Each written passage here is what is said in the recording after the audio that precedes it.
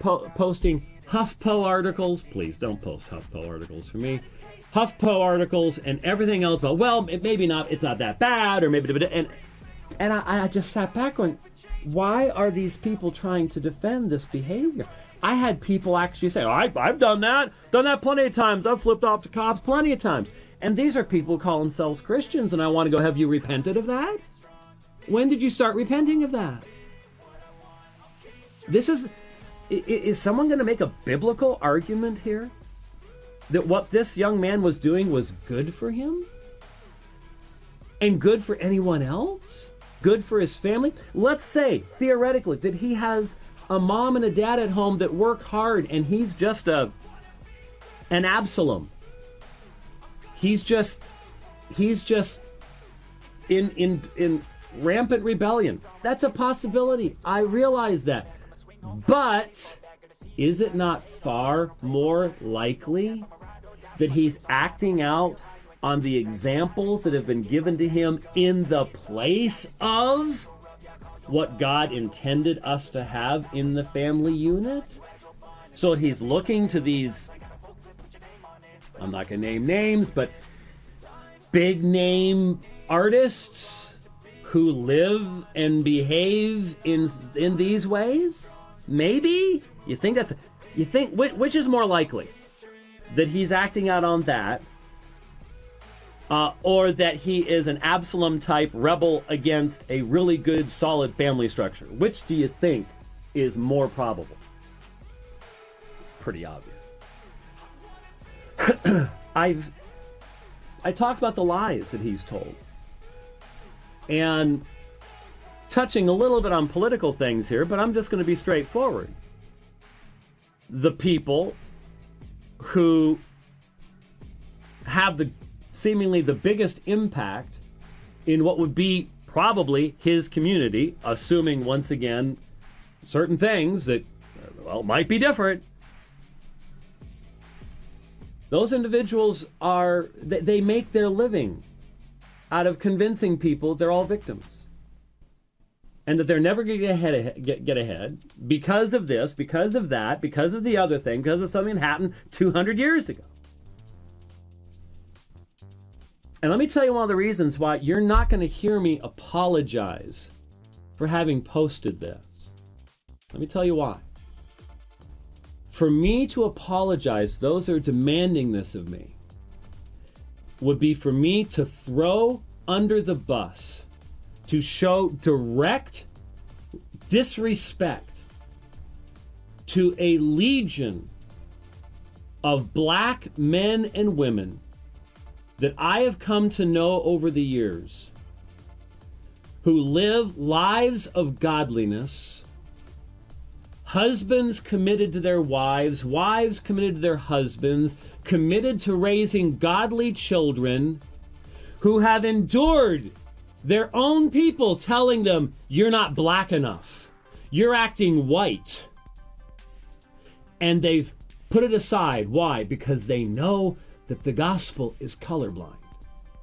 They know that there's nothing in the Bible that talks about different standards for races. And they've put up with it. And they live godly lives. And I honor them, and I will not dishonor them by apologizing for pointing out that behavior that I observed is self-destructive, destructive to family, destructive to society, and eternally destructive because it's sinful. I will not do it. I will not bow the knee to the ethnic Gnostics that demand that we read the certain social studies and engage the narrative. Not interested. Not interested. I'm thinking of particular Christian men I know right now, particular Christian women, and I will not dishonor them by buying into a racist Christianity. Not going to do it. Now, I then And it's funny, my critics have been almost silent about this. Silent about this. I then mentioned the warfare against the black child in the womb. How can you criticize me for what I wrote without even mentioning that? How can you be silent about that? Now look, I understand. I think a very large proportion, I don't know what percentage, I haven't even bothered. I mean, there's been 3 or 4 webcasts posted today, just today, that I'm not going to listen to them. Some are on my side, some are against me, whatever. I mean, it's the first time I even had a chance to talk about it since it happened. It's an amazing number of people that have just, condemned me and put me away even before I even have a chance to talk about it. Such is life. But I recognize that the motivations behind some of these people, very, very, very different. Very different. Some people are just piling on. Some people are doing this because they really think it's important. Some people are doing it out of sheer ignorance. They just heard there's a controversy and they just run to whatever the current thing is. I understand their different motivations, but how can you be silent about that issue? I raised the issue of fatherlessness, the God-ordained family, and the plague of abortion, and the disrespectful attitude toward authority as well. It's all of a thing. Now, I'm not watching much of this, but one of the nastiest critics, a man who has called me names, condemned me out of ignorance, has asked a question on Twitter. I'm going to go ahead and answer it. Please explain. He lives in a land where he's told lies every day. What lies are black people told, and who's telling them? The black leadership. The people that are telling you you're a victim, that you're held down by something that happened 200 years ago.